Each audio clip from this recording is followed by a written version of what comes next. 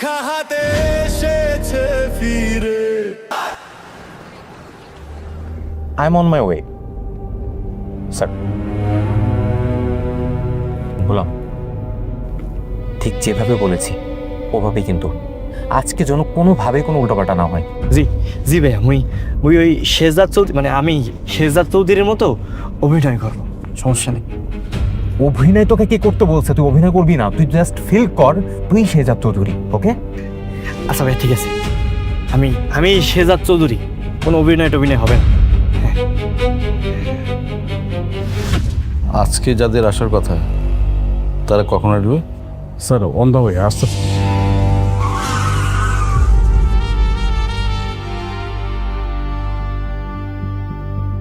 Sir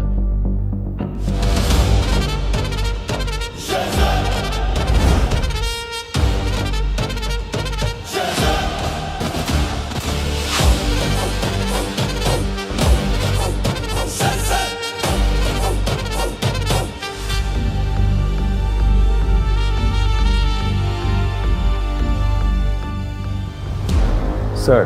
hello, sit down please.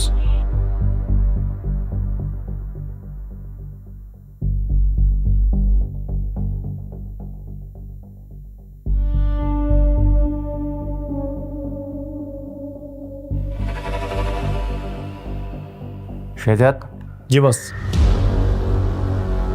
এক glass পানি নিয়ে আয়।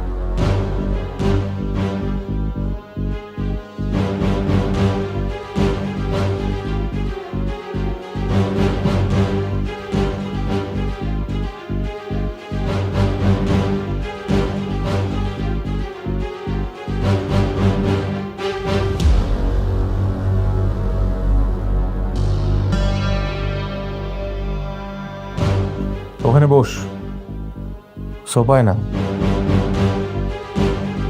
নিচে বস।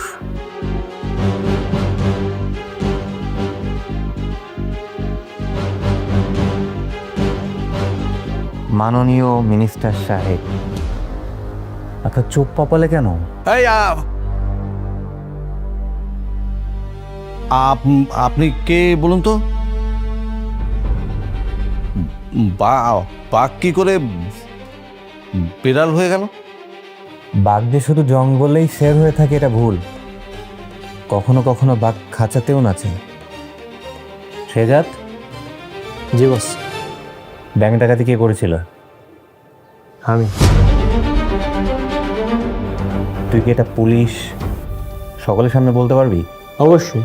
আরে হচ্ছেটা কি? হচ্ছেটা কি কিছুই বুঝতে পারতাছ না তাই না? মাননীয় মন্ত্রী সাহেব, খেলা তো মাত্র শুরু হলো।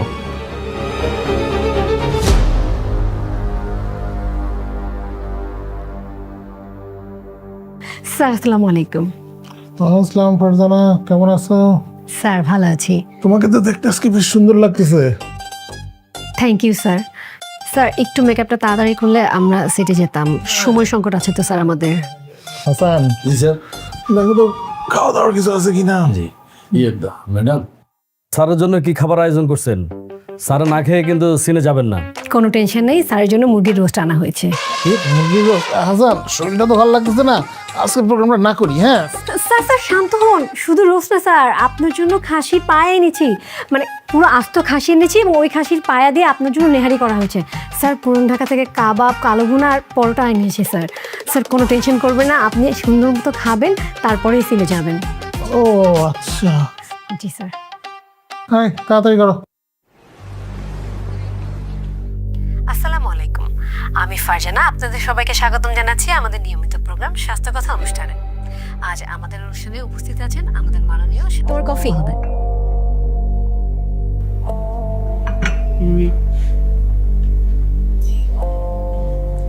কি ব্যাপার, তুমি কি নিয়ে এত চিন্তা করছো? আমার নেক্সট টার্গেট স্বাস্থ্যমন্ত্রী। স্বাস্থ্যমন্ত্রী কেন? উনি কি করেছে? ওর নেতৃত্বে শহরের বিভিন্ন জায়গা থেকে সুস্থ শিশুদেরকে ধরে নিয়ে বিকলাঙ্গ করা হয়, আর সেই বিকলাঙ্গ শিশুদের নিয়ে বিভিন্ন স্পটে ভিক্ষা করানো হয়। তুমি কি শিওর যে চক্রের সাথে স্বাস্থ্যমন্ত্রী জড়িত আছে? না, পুরোপুরি না। স্যার, মুরব্বির ছেলে সুমনকে উদ্ধার করলেই সব তথ্য জানা যাবে। হ্যাঁ, আগে সুমনকে উদ্ধার করতে হবে। আর তোমাকে না বলেছিলাম যে স্বাস্থ্যমন্ত্রীর সাথে আমার একটা মিটিং ফিক্স করেছো? না স্যার, উনি তো অ্যাপয়েন্টমেন্টই দিচ্ছেন না। হ্যাঁ, ওনার সাথে কখনো মোলাকাত হয়নি তো, উনি আমাকে চেনে না, জানে না শেহজাদ চৌধুরী কি জিনিস। এবার টের পাবে। খবর লাগাও না। আরে ওই তো স্বাস্থ্যমন্ত্রী। স্যার কেমন আছেন? আল্লাহর রহমতে ভালো আছি। স্যার আপনি তো স্বাস্থ্যমন্ত্রী, অথচ আমাদের দেশের সরকারি হাসপাতালগুলোর বেহাল দশা। চিকিৎসা সেবা পেতে ভোগান্তি পোহাতে হয় জনগণকে। এ ব্যাপারে আপনার বক্তব্য কি? দেখো ফারজানা, তোমাদের বয়স কম, তোমরা উপস্থাপনা এসছে অল্প কদিন হয়েছে, তোমরা এখনো বুঝতে শিখোনি যে কাকে কোথায় কোন প্রশ্নটা করতে হবে। এটা আসলে জানাটা এবং বোঝাটা খুব জরুরি। Sorry sir. সরি হওয়ার কিছু নেই। একটা সময় ছিল যে লোকজন সরকারি হাসপাতাল যেত না, এটা কথা সত্যি, কিন্তু আমরা ক্ষমতায় আসার পর নতুন দিন বদল শুরু হয়েছে। এখন আমরা আমাদের চিকিৎসা সেবাকে ঢেলে সাজিয়েছি। আমরা আমাদের প্রতিটা সরকারি হাসপাতালকে এখন আধুনিকায়ন করেছি, সেখানে অভিজ্ঞ ডাক্তারদের নিয়োগ দিয়েছি, উন্নত চিকিৎসা সেবার ব্যবস্থা করেছি। আমরা, তুমি জেনে অবাক হবে যে আমরা এআই এর মাধ্যমে এখন চিকিৎসা করছি। ফলে যত রকমের আধুনিক সুযোগ সুবিধা আছে সব আমাদের জনগণ পাচ্ছে, এবং এতে যে আমাদের জনগণরা উপকৃত হচ্ছে সেটা না, তার পাশাপাশি আমাদের পার্শ্ববর্তী দেশগুলো থেকেও রোগী কিন্তু আমাদের দেশে আসছে এবং প্রচুর পরিমাণ বৈদেশিক মুদ্রা আমরা অর্জন করছি। লোকজনের এখন একটাই ঠিকানা, সরকারি হাসপাতাল। সরকারি হাসপাতালে যাচ্ছে, উন্নত চিকিৎসা সেবা নিচ্ছে, তারপরে হাসি মুখে সুস্থ হয়ে বাড়ি ফিরে যাচ্ছে। স্যার, যেহেতু আপনি একজন মন্ত্রী, সুতরাং আমাদের জনগণের প্রশ্ন, আপনি বা আপনার পরিবারের লোকজন কোথা থেকে চিকিৎসা নেন? দেখো, আমরা জনগণের প্রতিনিধি হয়েছি কিন্তু জনগণ থেকেই। সো জনগণ যেখানে চিকিৎসা নেবে, আমার চিকিৎসাও তো সেখানেই হবে, আমার পরিবারের চিকিৎসাও সেখানে হবে। আমি, আমার পরিবার, আমার ভাই বোন, আমার যত আত্মীয় আছে, সবার চিকিৎসার একটাই জায়গা সরকারি হাসপাতাল। কারণ এরকম আধুনিক চিকিৎসা সেবা আর কোথাও পাওয়া সম্ভব না, এমনকি উন্নত বিশ্বেও সম্ভব না। কারণ আমরা উন্নত বিশ্বের রোল মডেল বানিয়েছি আমাদের হসপিটালগুলোকে। জেনে খুবই খুশি হলাম। আমি আরেকটু যোগ করে দিতে চাই তোমার এই প্রোগ্রামের মাধ্যমে। আমি পুরো জাতিকে জানিয়ে দিতে চাই যে আমি যদি কখনো অসুস্থ হই, আমাকে যাতে কখনো কোনো সময় কোনো প্রাইভেট হসপিটালে না নেওয়া হয়। আমার ঠিকানা একটাই, সরকারি হাসপাতাল। কারণ সেখানে আমার আধুনিক ডাক্তাররা আছে, আমার দেশের ছেলেরা আছে, আমার দেশের ছেলেরা আমার চিকিৎসা করবে। আমার জনগণ যেখানে চিকিৎসা নিচ্ছে তাদের পাশের বেডে শুয়ে আমি চিকিৎসা নিব, এবং আমি শিওর যে আমি যে চিকিৎসা নিয়ে হাসি মুখে সুস্থ হয়ে বাড়ি ফিরে যাব।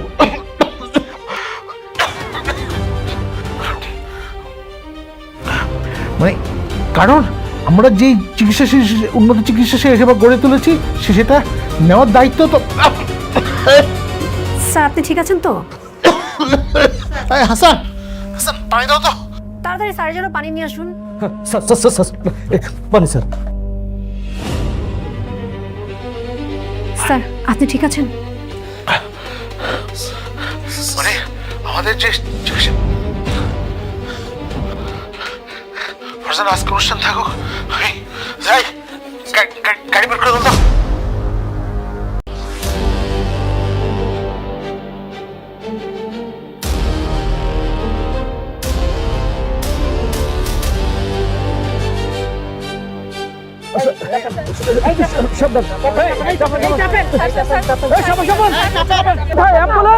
অ্যাম্বুলেন্স, আপনারা কি ঘোড়ার কাজ করছেন নাকি? অ্যাম্বুলেন্স কোথায়? পরে কোনো কথা নেই স্যার, আস্তে আস্তে আস্তে স্যার, আস্তে।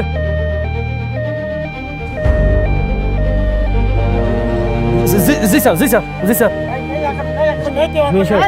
আপনি এক কাজ করেন, বিয়ে বলবো যেন সাংবাদিকের আমাদেরকে ফলো না করতে পারে, আপনাদেরকে ঠেকান। হ্যাঁ, আমরা হসপিটালে নিয়ে যাচ্ছি স্যার।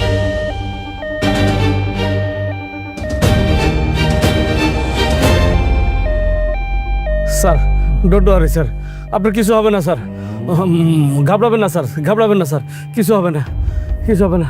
হে ভাই, তুমি একটু গাড়িটা জোরে চালাও না, আর একটু জোরে চালাও।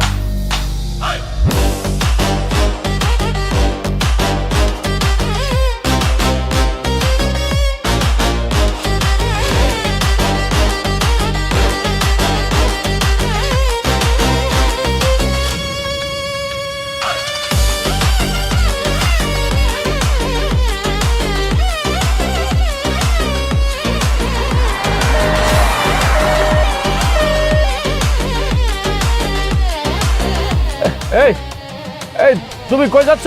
তুমি না সুপার কেয়ার হসপিটালের দিকে যাওয়ার কথা, তুমি যাচ্ছ কোথায় রে ভাই? আমি ফ্যান, আমি মন্ত্রী সাহেবের বিরাট বড় ফ্যান। চিন্তা করবেন না, আমি জায়গা মতো নিয়ে যাচ্ছি। এই তোমার ফ্যানটা রাখো তো, তুমি গাড়ি ঘুরাও, গাড়ি ঘুরাও, এখন গাড়ি ঘুরাও। কই কি স্যার? চুপ করো স্যার, বেশি কথা কও। ও তো বলছে ওর ফ্যান।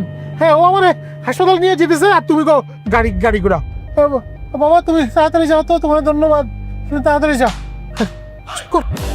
আল্লাহ,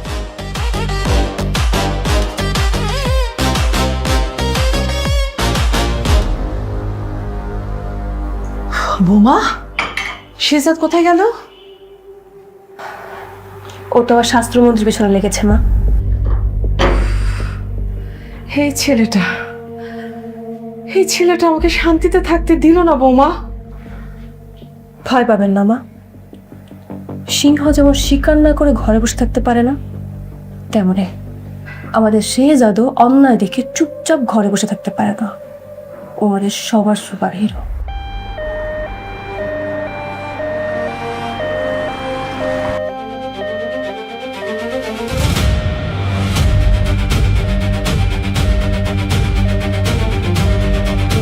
এ ভাই, এই তুমি কোন রাস্তা থেকে কোন রাস্তাতে চলে যাইতেছো? এই ভাই, এই বললাম না আপনার হসপিটালে যাচ্ছি।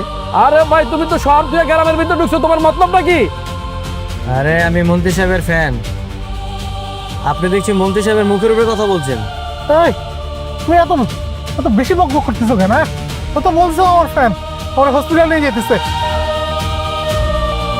তুমি একটু বকবক না করে একটু মালিশ করে দেবো ওকে। জি স্যার, জি স্যার। স্যার, ও তো শহর থেকে গ্রামের ভিতরে ঢুকতেছে স্যার। আরে চুপ করো তো।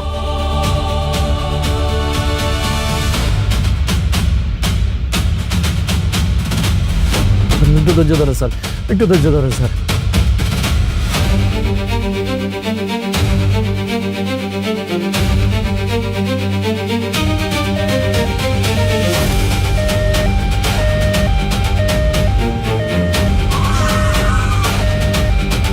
স্যার, হসপিটালে চলে আসছি, নামেন নামেন। এটা কোন হসপিটাল? কেন স্যার, সরকারি হসপিটাল। সরকারি হসপিটালে কেন আনছো? কি বলেন স্যার, সরকার? আপনি না টক শোতে বললেন যে আপনি সবসময় সরকারি হসপিটাল প্রেফার করেন। হ্যাঁ, আপনার ফ্যামিলির কিছু হলে বা আপনার যদি কিছু হয় সবসময় আপনি সরকারি হসপিটালে যাবেন, তাই তো এখানে নিয়ে আসলাম। আরে এটা তো কথার কথা বলছি, এটা কি আসল কথা নাকি? স্যার, আপনি তো গর্বের সাথে বললেন, তাই আপনার আমি সরকারি হসপিটালে নাই না পারলাম না। আর আপনি তো বলছেন যে সরকারি হসপিটালের চিকিৎসা আগের থেকে অনেক উন্নত হয়েছে। হ্যাঁ, তার মানে কি আপনি সব মিথ্যা বলছেন লোক দেখানোর জন্য?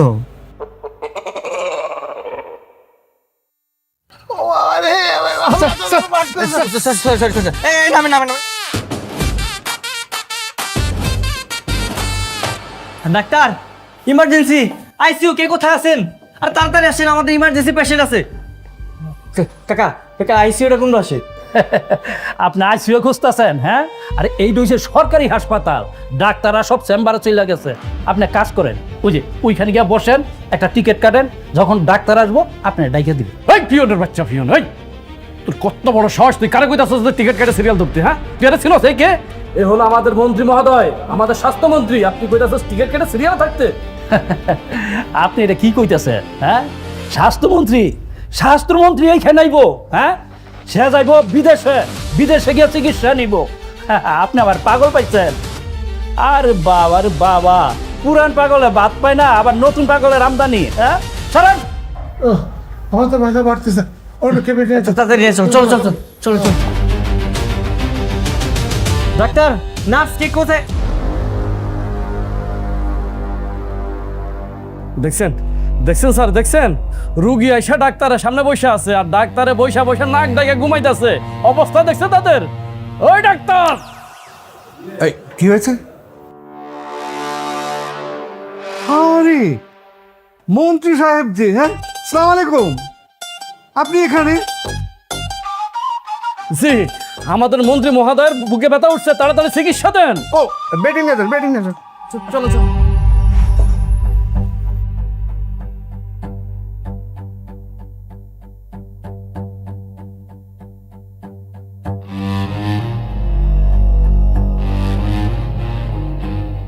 ওনার কি হয়েছে? আমাদের মন্ত্রী সাহেবের হচ্ছে কি হার্ট ব্লক হয়ে গেছে। আপনাদের আইসিইউ নেই? আইসিইউতে নিয়ে যান, ইমার্জেন্সি। হাসালেন ভাই, এই হাসপাতালের ইমার্জেন্সি সার্ভিস দিতে দিতেই তো আমাদের মাথার ঘাম পায়ে পড়ে যায়। আপনি আইসি খুঁজতেছেন? কি বলছেন? কিন্তু দেশের যে সব সরকারি হাসপাতালে আইসিইউ থাকার কথা প্রতিবেদন দিল, নেই কেন? কেন? নাই কেন স্যার? এই যে হাসপাতালের এক্সারসাইজ কেনার জন্য যে বাজেট হয়েছিল, সেই বাজেট টাকা দিয়ে তো আমরা বিদেশে পাঠিয়ে কিন্তু স্যার হবে কোত্থেকে? ফালতু বন্ধ করো তো। সর্বনাশ, কারেন্ট চলে গেল আবার। হসপিটালে কারেন্ট যায় কেমনে? বিদ্যুৎ মন্ত্রীর ফোন লাগাও। স্যার ফোন দেবো কোত্থেকে? এই এলাকা তো মোবাইলে নেটওয়ার্কই নাই স্যার। এ তথ্যমন্ত্রীর মধ্যে করে কি? হ্যাঁ, সারাদিন খায় আর ঘুমায়, আলসা। স্যার সবাই তো আপনার মতোই। আমার ফালতু কথা বলতেছো, চুপ করো তো। এই তো কারেন্ট চলে আসছে, খুব ভালো হয়েছে। আর ডাক্তার সাহেব আপনি চুপচাপ দাঁড়িয়ে আছেন কেন? আর চিকিৎসা শুরু করেন না। আমি তো কার্ডিওলজির ডাক্তার না, আমি হচ্ছে নিউরো ডাক্তার। কার্ডিওলজির ডাক্তার একটু বাইরে আছে। হায়রে, মানে কোথায়? দাওয়াত খেতে গেছে। ও শিট, মানে আজকালকে হাসপাতালের ডাক্তার দাওয়াত খেতে যায়। এখন যদি আমাদের মন্ত্রী সাহেবের কিছু হয়ে যায় তাহলে তো কেউ নেই তাকে দেখার মতো, তাই না? কই দাওয়াত খেতে গেছে? যাও, ওরে তুলে নিয়ে আসো। হয়েছে কি স্যার, ওই আপনার এই কি ব্যাপার? আপনি কানে কানে বলছেন কেন? জোরে বলেন, আমরাই সবাই। হ্যাঁ মানে স্যার, ওই আপনার যে প্রাইভেট হাসপাতালটা আছে ওখানেই উনি দাওয়াত খেতে যান। আল্লাহ, আজকে তো মনে হচ্ছে আমার মরণ কেউ ঠেকাতে পারবো না। তোমাদের ওয়াশরুমটা কোন দিকে? সরি স্যার, আপনি এই টয়লেটটা ব্যবহার করতে পারবেন না, খুবই বিশ্রী অবস্থা যাচ্ছে তাই। স্যার আমি আপনাকে বলতেছি স্যার, আপনি এখান থেকে চলেন, এখান থেকে শহরে চলেন, না হলে এখানে নির্ঘাত আপনি মরে যাবেন স্যার। চলেন। ড্রাইভার, চলো তো শহরে যাই। স্যার এখান থেকে তো ঢাকার দূরত্ব অনেক বেশি, আপনার মৃত্যু একদম কনফার্ম। তো বাইরে গিয়ে নেটওয়ার্ক পাবি না, ফ্রিকে পাঠাকো। স্যার কেমনে কল লাগাবো স্যার? আসল জিনিসটাই তো নাই, মানে মোবাইলের নেটে নাই স্যার। আমার ডাকছেন? আচ্ছা মনির চাচা, আপনি গোলামকে দেখেছেন? জি ম্যাডাম, সকালবেলা ছোট সাহেবের সাথে বাইরে গেছে। বুঝলাম না, ভাইয়ার সাথে গোলাম? যেই ভাইয়া গোলামকে সহ্যই করতে পারে না, তার সাথে এখন এত ভাব? বিষয়টা আমিও খেয়াল করছি, তাকে দুইজনের মধ্যে এত মিল, মনে হয় দুই বন্ধু। আমার মনে হচ্ছে ভাইয়া গোলামকে বিপদে ফেলতে নতুন কোনো প্ল্যান করছে। আমারও কিন্তু তাই মনে হচ্ছে। আচ্ছা মনির চাচা, আপনি একটা কাজ করেন তো, আপনি গোপনে গোপনে ওদের উপর নজর রাখেন। ওরা কি নিয়ে প্ল্যান করছে, কোথায় যায়, কি করে না করে, সবকিছু আমাকে জানাবেন। ঠিক আছে ম্যাডাম, আমি সবকিছু আপনাকে জানাবো।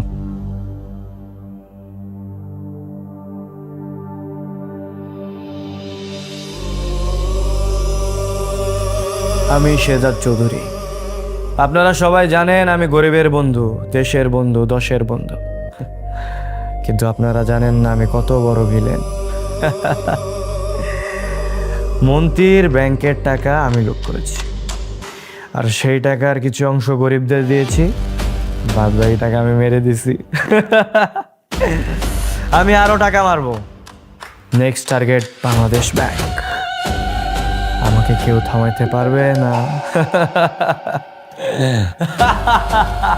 শাবাশ। স্যার আপনি এখন এটিকে গণমাধ্যমে ছড়িয়ে দিতে পারেন। ওয়েট এক্ষুনি এটা গণমাধ্যমে ছাড়া যাবে না। এই ভিডিওটাকে ওই যে কি জানো বলে এডিটিং, হ্যাঁ এডিটিং করে সেটাকে রিসাইজ করে তারপর গণমাধ্যমে ছাড়া হবে। তারপর আমি করব ব্যাটিং আর শেজাদ চৌধুরী হবে বোল্ড আউট।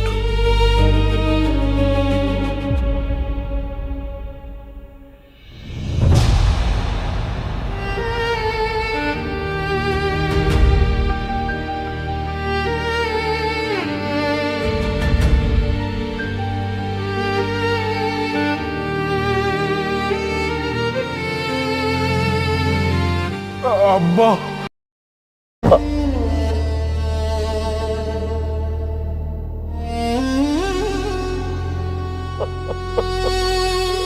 আমি জানি ওই শেহজাদ চৌধুরী তোরে চালাইছে, আমি জানি। শেহজাদ চৌধুরী? এটা কে আব্বা? অনেক ভালো একটা মানুষ। না না না, শুধু শুধু মানুষ কইলে তো তারে ভুল হবে। সে একটা ফেরেশতা। আল্লাহ তাআলা তারে নিজ হাতে ফেরেশতার মতো করে বানাইছে বাবা। মামুনি, তুমি কি আমাদের এই চিতাটাকে ভয় পাও? না বাবা, আমি একদমই ভয় পাই না। এই বাঘটা তো আমাদের বন্ধুর মতো। এই চিতাটাও কিন্তু অনেক ভয়ঙ্কর। শুধু আমাদের পোষা বলে আমাদেরকে কিচ্ছু বলে না, কিন্তু শত্রুদের একদম কলিজা ছিঁড়ে খায়। আচ্ছা মামুনি, ধরো তুমি একটা জঙ্গলে গেলা, হঠাৎ করে একটা বাঘ আসলো, সে বাঘটা দেখে তুমি কি করবা? আমি তখন জোরে বাবা বলে চিৎকার দিব, তখন তুমি সিংহের মতন করে আমাকে বাঁচাবা। তোমার বাবা কিন্তু এই চিতার থেকে অনেক ভয়ঙ্কর। খারা, আমি তারে এখনই একটা কল দিয়ে জানাই। খারা,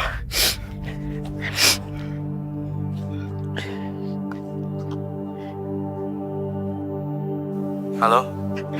হ্যাঁ হ্যালো বাবা, এই আমার সুমন তো আইছে বাবা। বাবা কি বইলা যে আপনারে ধন্যবাদ দেবো বাবা, আমার সত্যি ভাষা জানা নাই বাবা।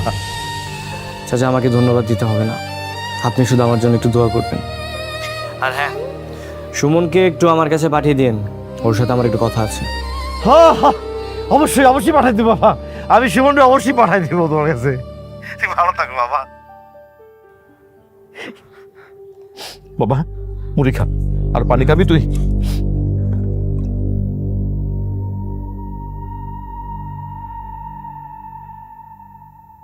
দাঁড়াও ভাইয়া, কি হয়েছে?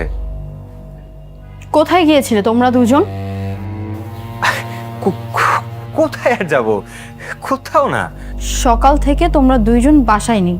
আমি জানতে চাচ্ছি কোথায় গিয়েছিলে দুইজন? কি লুকাচ্ছ আমার কাছ থেকে? আরে না রে ছোট, আমি তোর কাছ থেকে কি লুকাবো বল বোন? ওই হ্যাঁ, ও আমাকে বলতেছিল যে ও নাকি চিড়িয়াখানায় যায় নাই কখনো, তাই ওকে একটু চিড়িয়াখানা করে নিয়ে আসলাম। কি রে? জি জি জি, মানে আমরা আর কি চিড়িয়াখানায় গেছিলাম দেখতে। আচ্ছা, তো কি কি দেখলে? চিড়িয়াখানায়? ও চিড়িয়াখানায় সিংহ, বাঘ, তারপরে যে কুত্তা, বিলাই, ইন্দুর দেখছি। হইছে, থামো। আচ্ছা ভাইয়া, তোমার কি কোনো কাজকর্ম নেই? তোমার নিজের স্ত্রী কোথায়? সে ধ্যান জ্ঞান কোনো কিছু কি আছে তোমার? তুমি সারাদিন গোলামকে নিয়ে ঘুরে বেড়াচ্ছ। ফাতেমা, এই ফাতেমার হিসাব তোমার করতেই হবে।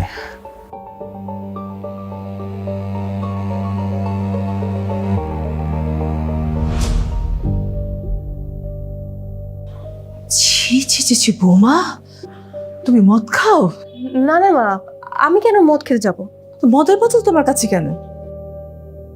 ও এইটা? হ্যাঁ, এটা তো আপনার ছেলের জন্য, আপনার ছেলেকে খাওয়াবো। কেন শেহজাদকে কেন? আমি অনেক ভেবে দেখলাম না, আপনার ছেলে কখনই সজ্ঞানে কবুল বলবে না, তাই প্ল্যান করলাম আগে মদ খাওয়াবো, তারপর মাতাল করে ওর মুখ থেকে আমি কবুল বের করে ছাড়বো। এটা কি সম্ভব? জানি না, ট্রাই করে দেখি। আচ্ছা বৌমা, তুমি এটা খাওয়াবে কি করে? কোল্ড ড্রিঙ্কস, কোল্ড ড্রিঙ্কসের সাথে মিক্স করে মা খাইয়ে দিব, এরপর বাস মাতাল হয়ে যাবে। একবার যদি কোনো মতো মাতাল হয়ে যায়, আমি কাজীকে কল দিয়ে দিব, এরপর ও কবুল বললে বিয়ে সম্পূর্ণ। ঠিক আছে, তুমি চেষ্টা করে দেখো, আমি তোমার সাথেই আছি। মা একটু দোয়া করে দিন না। না না না না, কি বলছো বৌমা? এমনিতে তুমি আমার ছেলেকে মদ খাওয়াচ্ছ, এই জন্য আল্লাহর কাছে দোয়া চাইলে আল্লাহ আমাকে ক্ষমা করবেন? কখনোই না, দোয়া ছাড়াই করো।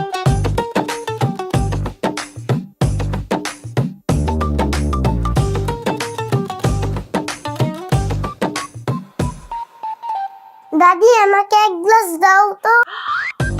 দাদু ভাই, এটা তো তোমার জন্য না। ও দাদু ভাই, তোমার না হোমওয়ার্ক ছিল, চলো চলো চলো চলো হোমওয়ার্ক শেষ করে গুড়গুড়ি গুড়গুড়ি গুড়গুড়ি চলো চলো চলো চলো। এই কোপটা এমন লাগছে কেন? এক্সপায়ার নাকি? না না না, কি কি বলছো? ডেট এক্সপায়ার হবে কেন? না কেমন জানি মাথাটা ঝিমঝিম করতেছে। কি মাথা ধরেছে? তার মানে কাজ হয়েছে। এই কাজ হয়েছে মানে? না না, অমন কিছু না। আচ্ছা আমি তোমাকে কিছু প্রশ্ন করি, তুমি উত্তর দাও। বলো বলো ডার্লিং। তুমি আমাকে ভালোবাসো না? অনেক অনেক ভালোবাসি। আমাকে বিয়ে করবে? বিয়ে? আরে আমাদের তো বিয়ে হয়ে গেছে, বিয়ে তো করেছি না। বিয়ে করেছি তো কি হয়েছে? আমরা কি আবার বিয়ে করতে পারি না? না না না। কই আমারে কবুল শোনা। শোনো না, 3 বার কবুল বলো। না, কবুল বলা যাবে না। আমি তো কবুল বলেছি 3 বার, হ্যাঁ, আর 3 বার বললে 6 বার হয়ে যাবে। তো কি হয়েছে? আমরা কবুল বলতে পারি না? বলো না কবুল। Shehzad, I love you. I love you too. কবুল বলো। I love you. আরে কবুল বলো। ও বাবা, একটু বলে দে না কবুলটা, হ্যাঁ প্লিজ বাবা। না, কবুল বলা যাবে না, এখন আই লাভ ইউ বলবো। নো মোর কবুল। আরে বাবা কবুল বলেন, আপনারই তো বউ। 3 বার কবুল বলেন। এই ফোনে কে? ফোনে কে? ফোন দাও। শেহজাদ বসো না। আরে এই এই বুড়ো, এই তুই কে? আমি কাজী। আরে কাজী। আরে আমরা যখন বিয়ে করেছিলাম না, তখন কাজী নাকি তোমার কবুল শুনতে পাইনি, এই জন্য আবার কবুল শোনার জন্য কল করেছে। এই বুড়ো, এই তোরে এমন গুলি করব, এক গুলিতে একদম ইন্নালিল্লাহ হয়ে যাবি। বাবা রে, জাতে মাতাল তালে ঠিক। সালাম আলাইকুম। এইসবের ভিতরে আমি আর নাই। খোদা হাফেজ। শোনো, আমার সাথে কোনো জ্বালাকি হবে না, সবাইকে গুলি করে দিব, সবাইকে গুলি করে দিব।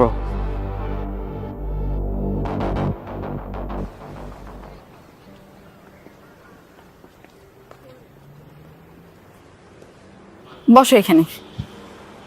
ওরে বাবা রে বাবা, কত বড় রেস্টুরেন্ট, আমার লাইট সুন্দর সুন্দর, খুব সুন্দর। আচ্ছা গোলাম শুনো, তুমি কিন্তু রিশাদ ভাইয়ের সাথে বাইরে এত ঘোরাঘুরি করবে না। তোমার যদি ঘুরতে মনে চায় তুমি আমাকে বলবে, আমি তোমাকে ঘুরতে নিয়ে যাব, ঠিক আছে? শুধু ঘুরে নেবে না, খাওয়াইতে হবে আমাদের। আচ্ছা ঘুরতে বের হলে কি মানুষ শুধুই ঘোরে? তোমার কি খেতে মন চায় তুমি আমাকে বলবে, আমি তোমাকে খাওয়াবো। ঠিক আছে, এই যে দেখো মেনু কার্ড আছে, যেটা খেতে ইচ্ছে করে তুমি আমাকে বলো।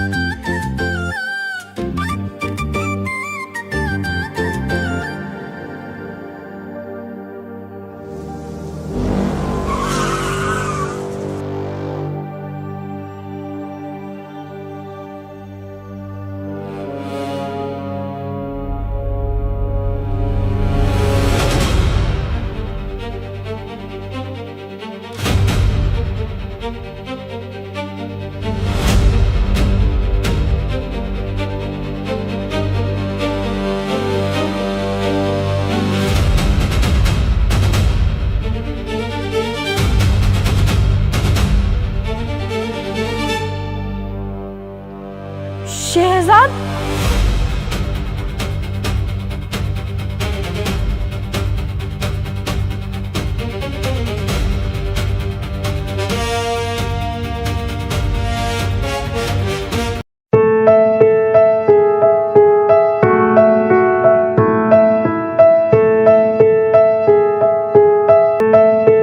Hello everyone, welcome another my new blog. তো আজকে সিলেট থেকে চলে যাচ্ছি জাফলং 0 পয়েন্ট, মায়াবী ঝর্ণা, খাসিয়াপুঞ্জি, লালাপুঞ্জি এবং সিলেটের চা বাগান সহ আদার্স অল ভিডিও পেয়ে যাচ্ছেন আপনারা এই ব্লগে। তো ট্রেন থেকে নেমে আমরা সর্বপ্রথম রিক্সায় করে দুজনে বাস কাউন্টার পর্যন্ত চলে যাই। বাস কাউন্টার পর্যন্ত ভাড়া ছিল মনে হয় 50 টাকা, আমরা 50 টাকায় চলে গেলাম।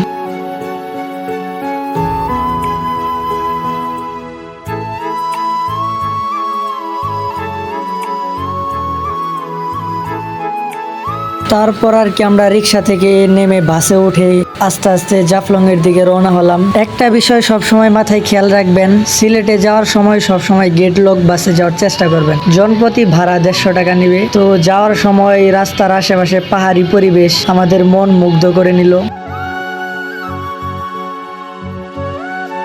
তারপর আর কি সারা রাত জার্নির পর আমরা দুজন অবশেষে সিলেটের মাটিতে পা রাখলাম। তো তারপর বাস থেকে নেমে আপনারা সামানের দিকে এগোতে থাকলে জাফলং 0 পয়েন্টের দিকে পৌঁছাই যাবেন আপনারা। আমরা দুজন আর কি পাহাড়ি সিঁড়ি বেয়ে বেয়ে জাফলং 0 পয়েন্টে পৌঁছাই গেলাম। তো আপনারা সিঁড়ি বেয়ে নিচে নামার সময় আশেপাশে অনেক দোকানপাট দেখতে পাবেন, চাইলে সেখান থেকে খুব কম দামে ভালো ভালো প্রোডাক্ট কিনতে পারেন। কিন্তু একটা বিষয় সবসময় মাথায় রাখবেন, কোনো জিনিস কেনার সময় দাম দর করে কিনে নেবেন, কারণ ওনারা প্রতারক হয়ে থাকে।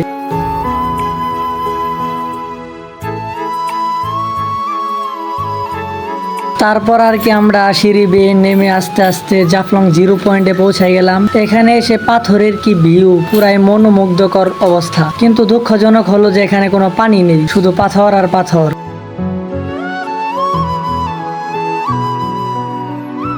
তারপর আমরা জাফলং 0 পয়েন্ট থেকে চা বাগানের উদ্দেশ্যে লঞ্চ করে রওনা হলাম। চা বাগান, মায়াবী ঝর্ণা, লালাপুঞ্জি দেখতে হলে আপনাকে লঞ্চ দিয়ে পাড়ি দিতে হবে। লঞ্চ ভাড়া জনপ্রতি 10 টাকা করে নিবে। তো লঞ্চ থেকে নেমে সোজা সামনে একটি লম্বা সিঁড়ি পাবেন। সেই সিঁড়ি বেয়ে উপরে উঠেই সামনে 500 বাড়ির বাগান, তার কিছুটা সামনেই চা বাগান। চা বাগানে যাওয়ার উদ্দেশ্যে একটা অটো নেই, সেই অটো ভাড়া ছিল জনপ্রতি 25 টাকা করে। তো অটো দিয়ে যাওয়ার সময় আমাদের 2 রাস্তার পাশে খাসিয়াদের দেখা মিলে, যাদের গ্রামের নাম বইয়ের ভাষায় বলা যায় খাসিয়াপুঞ্জি।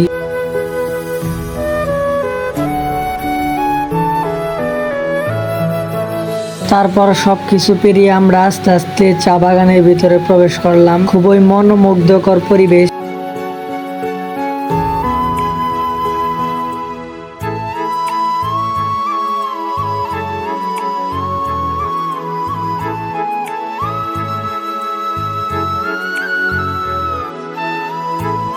যা অল্প ঘোরাঘুরিতে আপনার মন ছুঁয়ে যাবে এই সবুজ লীলাভূমিতে।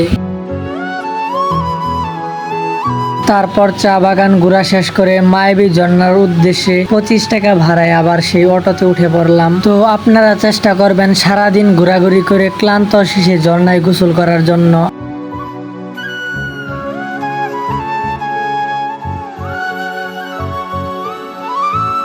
এবার চলে আসলাম মায়াবী ঝর্ণাতে, যা খুব অল্পতেই সারাদিনের ক্লান্তি দূর করে দিবে।